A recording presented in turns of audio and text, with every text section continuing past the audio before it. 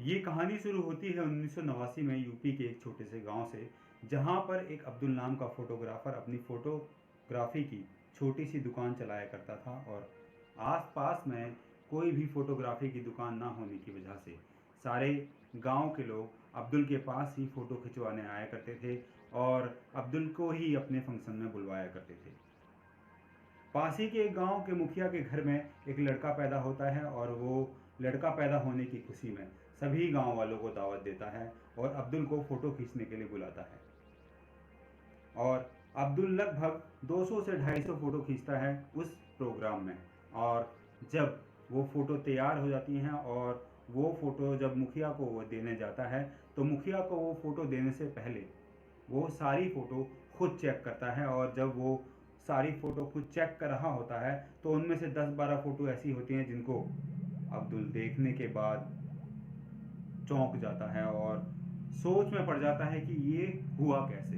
दरअसल होता यूं है कि जब अब्दुल फ़ोटो चेक कर रहा होता है, तो 10-12 फ़ोटो में दो लड़कियां उस फ़ोटो में धुंधली नज़र आती हैं, जबकि अब्दुल को अच्छी तरह याद था कि जब वो उन फ़ोटो को ले रहा था, खींच रहा था, उस समय वो लड़कियां वहाँ पर मौजूद नहीं थी। और दूसरी सोचने वाली बात यह है कि बाकी सदस्यों की, उस फोटो की, जिन लोगों की वो फोटो खींच रहा था, उन सभी सदस्यों की फोटो बिल्कुल साफ आती है, लेकिन उन दोनों लड़कियों की फोटो धुंधली आ रही होती है और थोड़ी थोड़ी धुंधली दिखती है। ये देखकर अब्दुल काफ़ी चौंक जाता है और वो ये फैसला करता है कि वो ये फ़ोटो मुखिया को नहीं देगा, क्योंकि अब्दुल अगर वो फ़ोटो मुखिया को देता तो मुखिया उससे उस फ़ोटो के बारे में पूछता और शायद उसकी फ़ोटो खींचने के तरीके पर प्रश्न चिन्ह भी लगा सकता था। इसलिए उसने गांव में बदनामी ना हो, उसकी फ़ोटो खींचने की बदनामी ना हो, उसकी दुकान की बदनामी ना हो, इसलिए वो उस फ़ोटो को छुपा लेता है और मुखिया को बाकी सारी फ़ोटो दे देता है और फ़ोटो अपने पास छुपा लेता है। लेकिन अब्दुल नहीं जानता था कि वो अपने जीवन की सबसे बड़ी गलती कर रहा है, क्योंकि जब उस बात को 1.5 महीने हो जाते हैं और 1.5 महीने बाद अब्दुल अपनी दुकान पर मरा हुआ पाया जाता है। गांव वाले सोच में पड़ते हैं कि अब्दुल की मौत कैसे हुई और अचानक से ऐसे कैसे हुआ। सब लोग अपने अपना कयास लगाते हैं। कोई बोलता है अब्दुल को कोई बीमारी थी, कोई बोलता है कि अब्दुल बीमार पड़ गया था, कोई बोलता है अब्दुल को बुखार आ गया था, कोई बोलता है कि किसी ने मार दिया। लेकिन कोई भी पक्की बात नहीं कह पाता है। लेकिन अब्दुल अपनी जान से हाथ धो बैठता है और उसका एक ही कारण था कि वो उन फोटो को रख लेता है और वो जो चाहती थी वो नहीं हो पाया, इसलिए उसने उसको मार दिया। आगे कुछ समय बाद मुखिया का लड़का 5 साल का हो जाता है और मुखिया अपने लड़के को 5 साल होने की खुशी में एक बड़ी पार्टी देता है और बहुत अच्छी तरह लड़के का बर्थडे सेलिब्रेट करता है।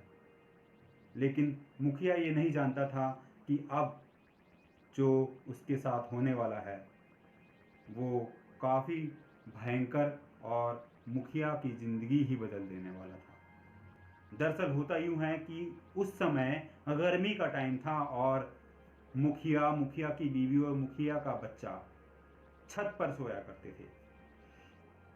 और जब मुखिया की बीबी छत पर जाया करती थी तो अपने कमरे का ताला लगाने से पहले सारे सामान को अपनी जगह ठीक से रख कर और कमरे का ताला लगाकर तब ऊपर सोने के लिए जाया करती थी। लेकिन एक दिन जब वो सुबह उठकर नीचे आती है और कमरे का ताला खोलती है, तो देखती है कि कमरे का सारा सामान बिखरा पड़ा है और अपनी जगह से इधर उधर हुआ पड़ा है। वो देखकर चौंक जाती है, लेकिन वो ये सोचती है कि शायद मैंने रात को ये सारा सामान रखना भूल गई होंगी, इस वजह से ये हुआ। लेकिन उसको भी नहीं पता था कि ये किस वजह से हुआ। मुखिया की बीवी अगली रात को फिर सारा सामान व्यवस्थित करके और कमरे का ताला लगाकर ऊपर सोने के लिए जाती है। लेकिन जब वो अगले दिन आकर देखती है तो वही सेम बात उसके साथ होती है। सारा सामान घर का इधर उधर बिखरा होता है और वो सोच में पड़ जाती है कि हो कैसे रहा है ये। और जैसे तैसे वो दूसरा दिन भी कट जाता है, लेकिन जब वो तीसरे दिन भी वही चीज होते हुए देखती है तो वो तुरंत मुखिया को बताती है कि ये ऐसे हो रहा है। और मुखिया उसको अपनी आंखों से देखने के लिए जब रात को सोने जाता है तो सारा सामान अपनी जगह पर ठीक से रखता है और रात को खुद ताला लगाता है और सोने के लिए जाता है। लेकिन वो भी जब सुबह उठकर देखता है तो सारा सामान बिखरा हुआ उसको दिखता है और वो हैरान हो जाता है, चौंक जाता है और सोच में पड़ जाता है कि ऐसा क्यों हो रहा है, हमारे घर में ऐसा क्या है, क्या दिक्कत है जिस वजह से ये हो रहा है। वो किसी से बात करता उससे पहले ही उसके घर में चीखने चिल्लाने की आवाज आने लगती है और मुखिया जैसे ही अपने कमरे में घुसता है तो उसकी बीवी चिल्ला रही होती है और बेड से 2 फुट ऊपर उठी हुई होती है और वो बोल रही होती है डबल आवाज में कि यहाँ से चले जाओ वरना हम सबको मार डालेंगे। यहाँ से चले जाओ वरना हम सबको मार डालेंगे। मुखिया ये देखकर चौंक जाता है और घबरा जाता है अपनी बीवी को इस हालत में देखकर। वो तुरंत पास ही के एक तांत्रिक के पास जाता है और उसको बुला के लाता है। और तांत्रिक जब मुखिया की बीवी की ये हालत देखता है तो तुरंत अपने मंत्रों का उच्चारण करना चालू कर देता है और मुखिया की बीवी को अपने मंत्रों से बेहोश कर देता है। और मुखिया की बीवी को जब होश आता है तो वो प्रेत आत्माएं उसके शरीर से जा चुकी होती हैं। बाबा सोचता है कि शायद ये प्रेत आत्माएं, शायद ये कोई ऐसी प्रेत आत्माएं थी जो चलते फिरते मुखिया की बीवी के शरीर में आ गई और वो ऐसा काम कर गई। लेकिन बाबा को भी नहीं पता था कि ये असलियत क्या है। और जब वो ठीक हो जाती है तो तांत्रिक मुखिया से बोलता है कि अभी तो ये ठीक हो गई है, लेकिन अगर अगली बार ये प्रेत आत्माएं तुम्हारी बीवी के शरीर में आएंगी तो मुझे जरूर बताना। ये कहकर तांत्रिक वहां से चला जाता है और कुछ दिन बाद सेम वही घटना होती है और कुछ ज्यादा भयंकर होती है। दरअसल मुखिया की बीवी छत पर कपड़े सुखाने जा रही होती है और छत पे से जब कपड़े सुखाकर नीचे आ रही होती है तभी वो प्रेत आत्माएं उसे जकड़ लेती हैं और उसकी टांग पकड़कर उसे घसीटती हुई धीरे से नीचे लेके आती हैं। और ये वाक्य होते हुए मुखिया देख लेता है और मुखिया जैसे ही अपनी बीवी को बचाने के लिए ऊपर जाता है तो वो प्रेत आत्माएं उसको लात से मारकर नीचे गिरा देती हैं और मुखिया घायल हो जाता है। उसके सर पे गहरी चोट आ जाती है, लेकिन वो प्रेत आत्माएं उसकी बीवी को खींच के लाकर कमरे के अंदर ले जाती हैं और गेट लगा देती हैं। मुखिया डर जाता है, काफी घबरा जाता है और वो तुरंत भाग के जाता है और तांत्रिक को बुला के लाता है। तांत्रिक अपने मंत्रों के उच्चारण से उस गेट को खोलता है और देखता है कि उसकी बीवी कोने में बैठकर रो रही है। तांत्रिक ये देखकर डर जाता है और जैसे ही वो उसको बुलाता है मुखिया की बीवी एकदम से टर्न करती है और जब मुखिया अपनी बीवी का वो रूप देखता है तो काफी भयभीत और काफी डर जाता है। और डर तो तांत्रिक भी जाता है दोस्तों, लेकिन उसको एक्सपीरियंस होता है और वो अपने मंत्रों का उच्चारण करता रहता है। लेकिन और वो प्रेत आत्मा जैसे ही मुखिया के ऊपर अटैक करने को होती है वैसे ही वो बाबा बीच में आ जाता है और अपने पवित्र जल से उस आत्माओं के ऊपर डालता है और वो शांत हो जाती हैं और चिल्लाने लगती हैं और वो बोलने लगती हैं कि यहाँ से चले जाओ वरना हम सबको मार देंगे, बाबा तुझे भी मार देंगे अगर तू बीच में आया तो।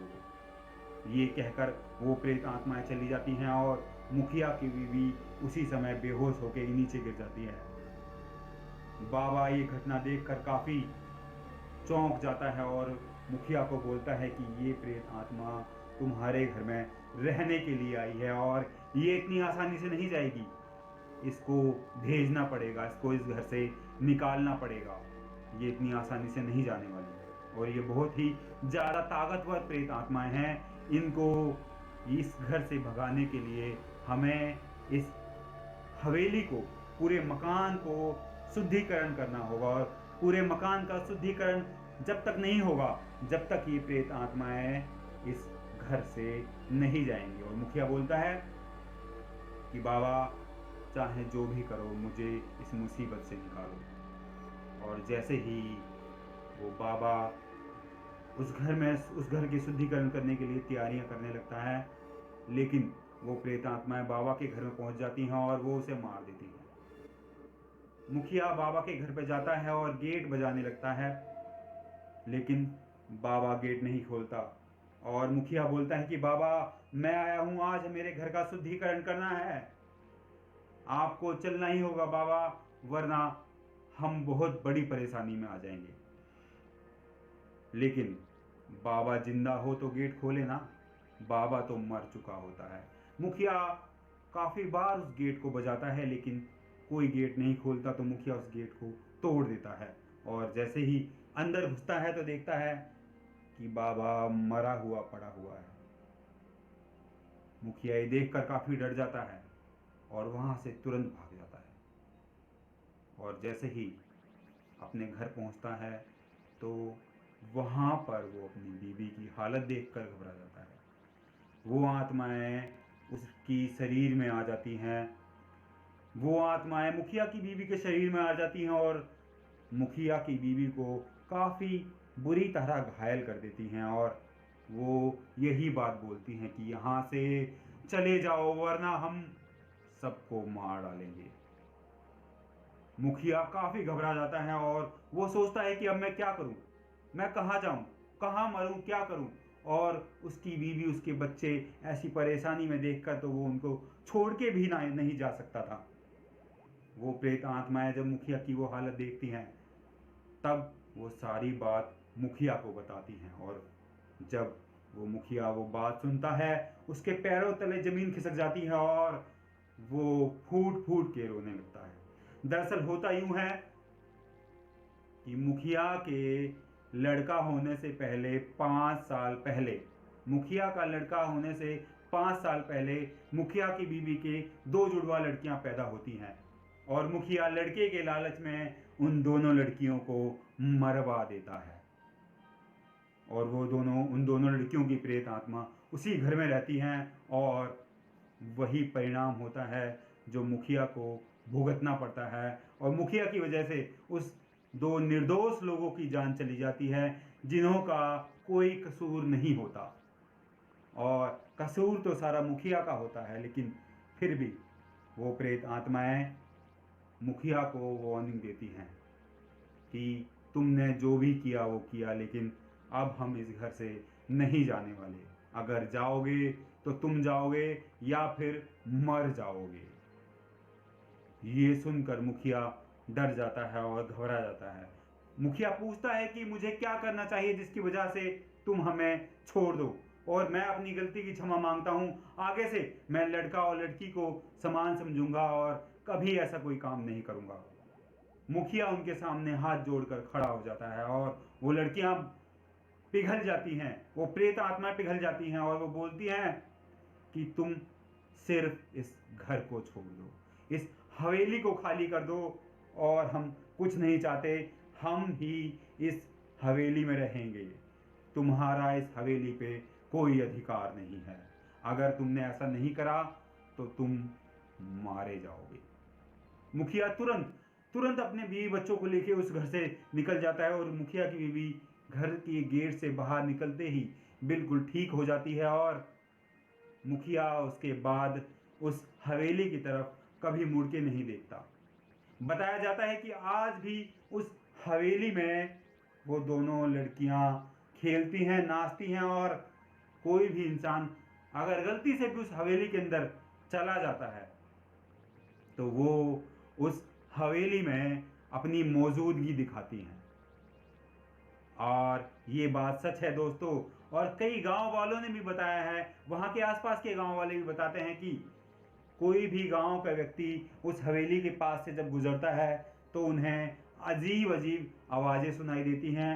और कुछ लोग तो ये भी बताते हैं दोस्तों कि उनको उस हवेली के अंदर नाचने और घुंघरू की आवाज़ सुनाई देती है।